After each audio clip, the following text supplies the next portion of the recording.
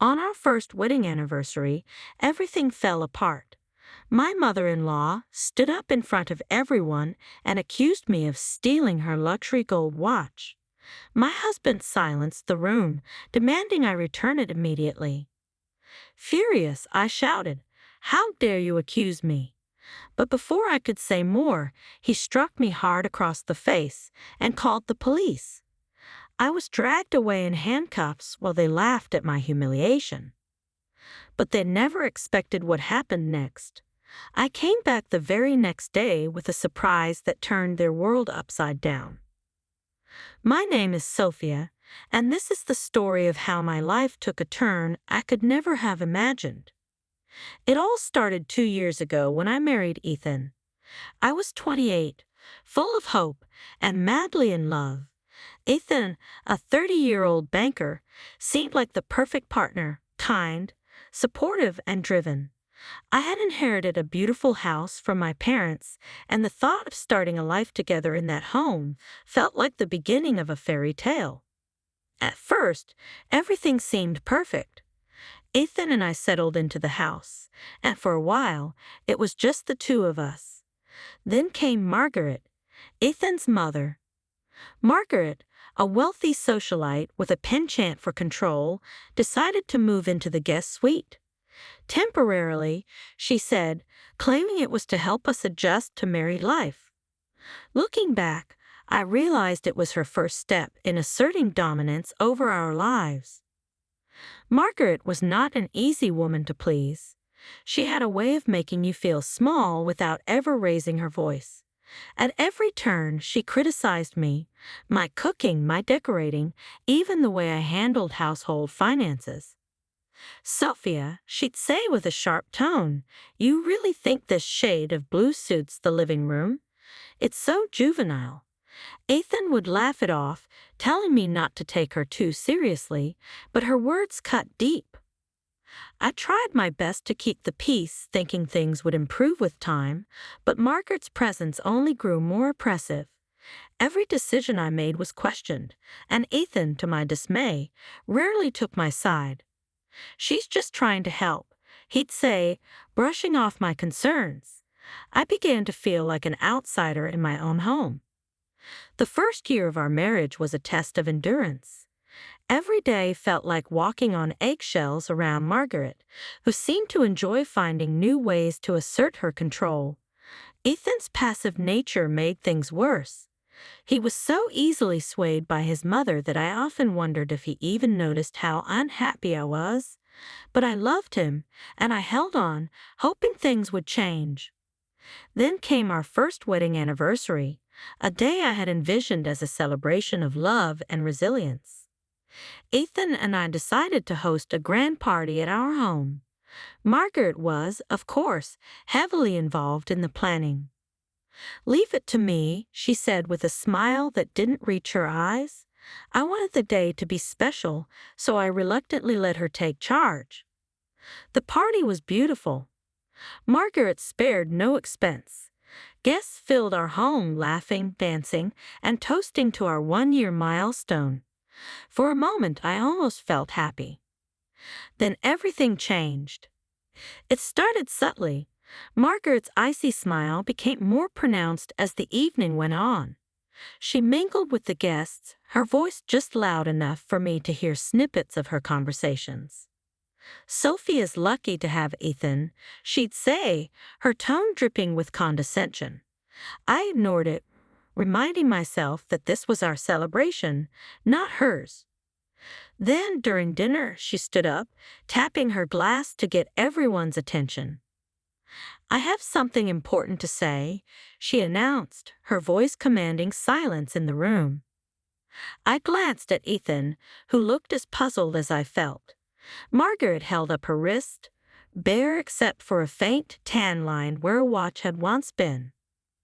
"My luxury watch, a family heirloom, is missing," she said, her gaze landing squarely on me. My heart sank. "It was here this morning, and now it's gone," she continued. The guests exchanged uncomfortable glances, and I felt their eyes on me.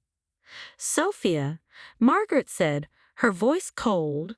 "You were the last person near my room. Do you know anything about this?" I stared at her, stunned. "No," I stammered. "I don't know what you're talking about. I would never."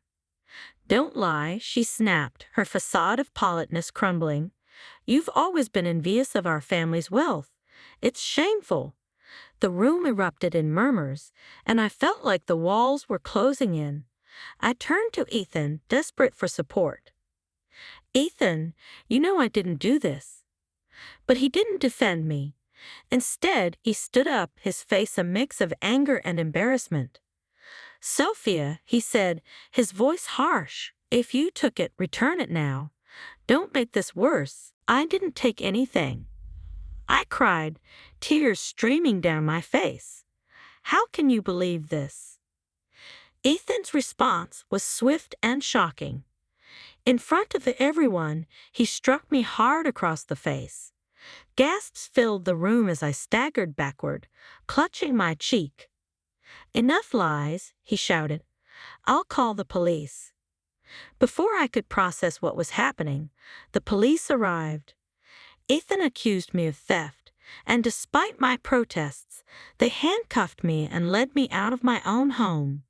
The last thing I saw before the doors closed behind me was Margaret's triumphant smirk and Ethan's cold, unforgiving eyes. As I sat in the police car, tears blurring my vision, one thought burned in my mind.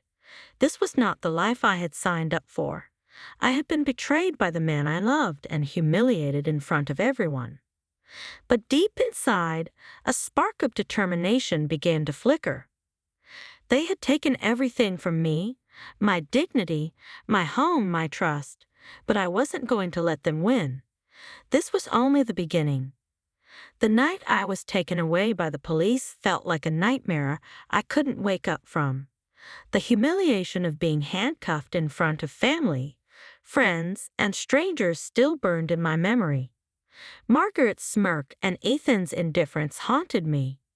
Sitting in the cold interrogation room, I realized I was completely alone. The police officers questioned me for hours. They asked if I had stolen the watch, if I had any grudges against my mother-in-law, and where I had been that day.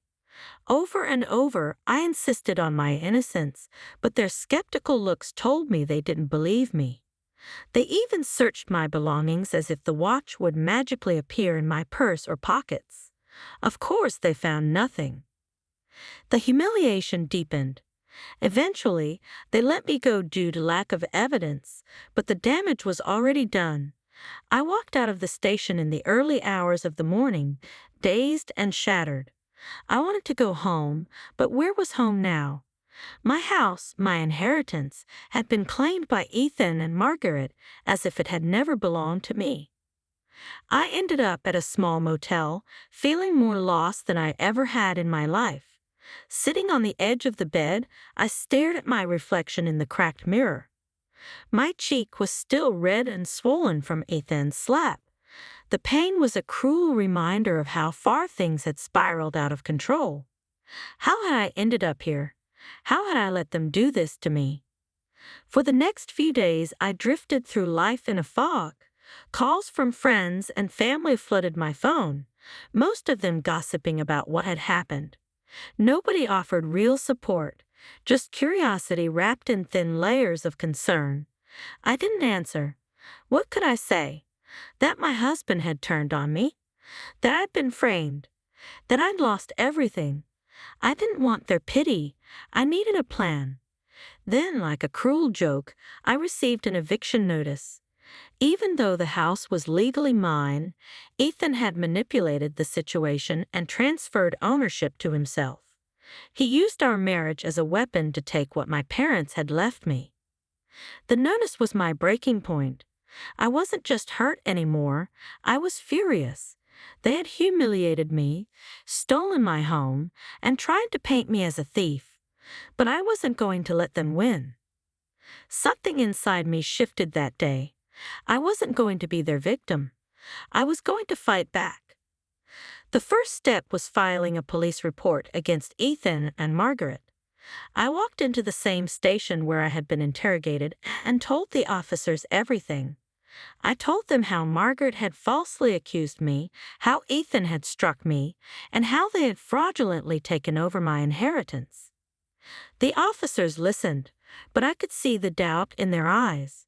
It was obvious they thought it was just a domestic squabble, but I wasn't going to let them dismiss me. "This isn't just about me," I said firmly. "It's about justice. They've stolen everything I have, and I can prove it." That's when I was introduced to Detective Laura Reed, a no-nonsense investigator who immediately took my case seriously. Laura was in her early 40s, sharp and methodical, with a calm demeanor that put me at ease. She promised to look into my claims but warned me that it would take time to build a case. "They sound clever," she said, "but clever people leave trails."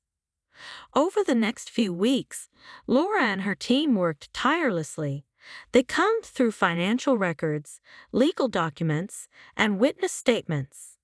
I provided them with everything I had: emails, bank statements, even texts from Ethan that hinted at his plans to take control of the house. It was a slow and grueling process, but for the first time in weeks, I felt a sense of purpose. During this time, I also began to regain my confidence. I found support in unexpected places, like the kind woman who ran the motel I was staying in. Her name was Maria, and she offered me warm meals and words of encouragement when I needed them most. "You're stronger than you think," she said one evening. "Don't let them take that away from you." One day, Laura called me with a breakthrough. "Sophia," she said, her voice tinged with excitement, "we've found something. Ethan and Margaret have been siphoning money from your accounts into a separate trust.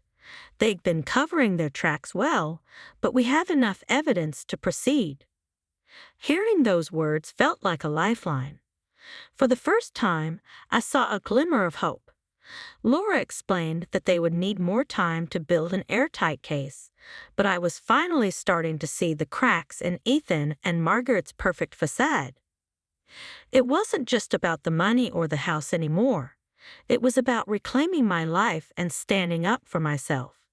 They had tried to destroy me, but I was still standing, and I wasn't going to stop until I saw them face justice. As the days turned into weeks, I prepared myself for what was to come. The case was getting stronger, but I knew Ethan and Margaret wouldn't go down without a fight. I was ready for them.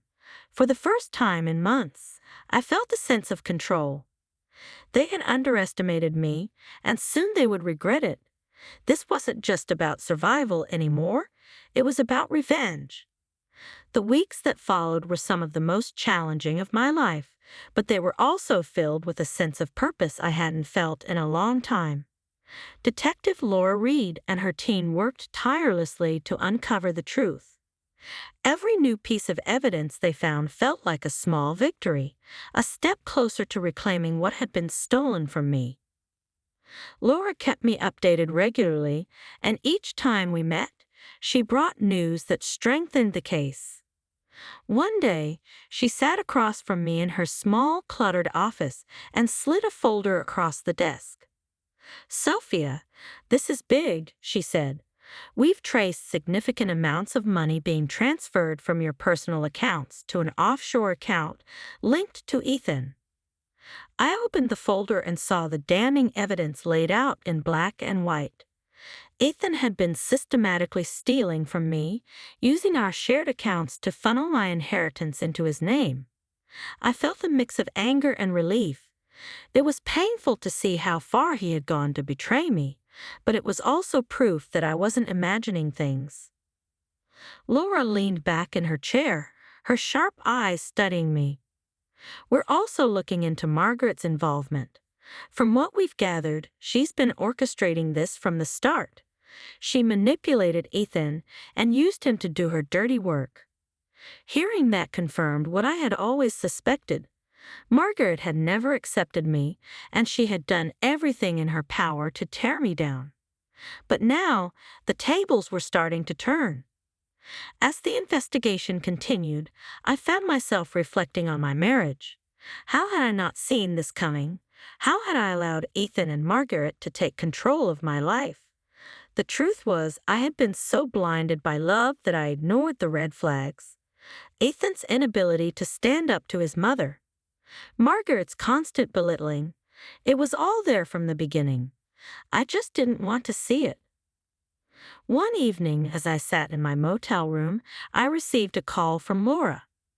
"Sophia," she said, her voice serious, "we found something else. Ethan and Margaret have been trying to sell the house. They've listed it under a fake name to avoid suspicion." My heart sank. The house wasn't just a building to me. It was the last piece of my parents' legacy. The thought of them profiting from it made my blood boil. "Can we stop them?" I asked, my voice trembling with anger. "Yes," Laura said firmly. "We've already filed an injunction to freeze the sale. They can't touch the property until this case is resolved." That was the moment I realized how important it was to keep fighting. This wasn't just about me anymore. It was about protecting my parents' memory and ensuring that Ethan and Margaret didn't get away with their cruelty. The next major breakthrough came when Laura's team uncovered emails between Ethan and Margaret. In these emails, Margaret explicitly instructed Ethan on how to manipulate me into signing over the house. Her words were cold and calculating, with no regard for the damage they was causing. "You see, Sophia," Laura said, showing me the emails, "this isn't just about fraud. It's about emotional abuse, too. They planned this from the start." A surge of anger shot through me as I read Margaret's words. She had always presented herself as a sophisticated, well-mannered woman, but these emails revealed her true nature. She was a schemer, a manipulator, and a liar. Now the world would see her for who she truly was. The case finally went to court, and I was both nervous and determined. Walking into that courtroom was one of the hardest things I'd ever done, but I knew I had no choice. Ethan and Margaret were there, sitting smugly at the defendant's table. Margaret's cold gaze met mine, and I could see the disdain in her eyes. Ethan looked uneasy, but he'd avoided making eye contact with me. The trial was intense. Laura and her team presented the evidence meticulously, leaving no room for doubt. They showed the financial records, the forged documents, and the incriminating emails. Witnesses were called, including friends and acquaintances who testified about Margaret's manipulative behavior and Ethan's questionable actions. Sitting in that courtroom, I felt a mix of emotions.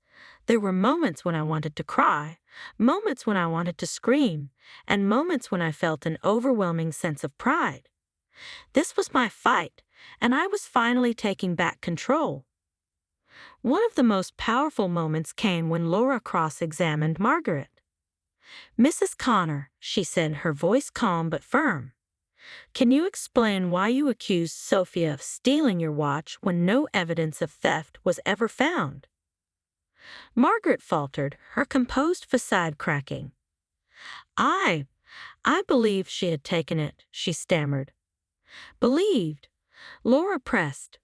"Or was it a convenient way to humiliate her and justify taking over her assets?" Margaret's silence spoke volumes. The courtroom was tense, and I could feel the eyes of the jury shifting toward her with judgment. By the time the trial concluded, I knew the tide had turned. The evidence was overwhelming, and the jury saw through their lies. The prosecutor gave a closing statement that left no room for doubt. Ethan and Margaret were guilty of fraud, theft, and emotional abuse. The judge delivered the verdict swiftly. Both Ethan and Margaret were found guilty and sentenced to prison. My assets, including the house, were to be returned to me immediately. As the verdict was announced, I felt an overwhelming sense of relief. I had won, but more than that, I had reclaimed my dignity. This wasn't just a legal victory. It was a personal one. For the first time in a long time, I felt strong, empowered, and ready to start anew. The fight was over, but my journey was just beginning. As the courtroom emptied and the final echoes of the gavel faded, I sat still, letting the weight of everything settle. It was over. Ethan and Margaret were led away in handcuffs, their smugness replaced with disbelief and fear. For the first time in months, I felt a sense of peace. Laura approached me, a satisfied smile on her face. "You did it, Sophia," she said, placing a reassuring hand on my shoulder. "They got what they deserved." "Thank you," I replied, my voice steady but filled with emotion. "I couldn't have done this without you." Leaving the courthouse that day, I realized how much had changed. I had started this journey broken and humiliated, but now I felt stronger than I ever thought possible. Justice had been served, and the pieces of my life were finally starting to come back together. The days that followed were filled with small victories. The house, my parents' legacy, was officially returned to me. Walking through its halls again was bittersweet. The memories of the betrayal that took place there were hard to ignore, but I was determined to reclaim it as my own. The first thing I did was redecorate, erasing every trace of Ethan and Margaret's presence. Each brushstroke of paint and every new piece of furniture felt like a step toward healing. Financially, I was back on stable ground. The court had ordered the return of all the money Ethan had siphoned from my account. It wasn't just about the money. It was about restoring what was rightfully mine. With each account balance restored, I felt a little closer to reclaiming the independence I had lost. But the most important victory was emotional. For so long, I had let Ethan and Margaret's manipulation define me. Their betrayal had left scars, but now those scars felt more like badges of resilience. I wasn't the same person I had been when I married Ethan, and that was a good thing. One afternoon, as I sat in my favorite armchair overlooking the garden, Laura called. "Sophia," she said, her voice warm, "I just wanted to check in. How are you doing?" "I'm good," I said, surprised at the truth of my own words. "Better than I thought I'd be." "I'm glad to hear that," she replied. "You've come a long way." We talked for a while, and as I hung up, I realized how grateful I was, not just for Laura's help, but for the journey that had brought me here. It hadn't been easy, but it had taught me more about myself than I ever thought possible. A few weeks later, I decided to do something I hadn't done in a long time: celebrate. I invited close friends and the few family members who had supported me through the ordeal to a small gathering at the house. It wasn't a grand party like the one Margaret had orchestrated. It was intimate and heartfelt, a celebration of new beginnings. As the evening progressed, I stood in the garden, watching my friends laugh and enjoy themselves. The air was warm, and the scent of blooming flowers filled the space. For the first time in a long time, I felt at home, not just in the house, but in my own life. Maria, the motel owner who had shown me so much kindness, approached me with a smile. "You look happy, Sophia," she said. "You deserve this." "I do, don't I?" I replied, surprising myself with my confidence. Months passed, and life began to feel normal again. I threw myself into work, taking on new clients and projects that reignited my passion for design. Slowly, I started to dream again, not of the life I had once planned with Ethan, but of a future that was entirely my own. One day, I came across a photo of myself and Ethan, taken during the early days of our relationship. I stared at it for a moment, expecting to feel anger or sadness. Instead, I felt nothing but a quiet resolve. That chapter of my life was over, and I had emerged stronger. Looking back now, I see that the betrayal I endured was a turning point, not just in my life, but in who I am. It taught me the value of resilience, the importance of fighting for what's right, and the strength that comes from standing up for yourself. It wasn't the path I would have chosen, but it led me to a place of self-discovery and empowerment. I'm no longer the woman who let others control her life. I'm Sophia, a woman who fought back, reclaimed her dignity, and built a new life on her own terms. And for that, I am proud. This is my story, and it's only the beginning.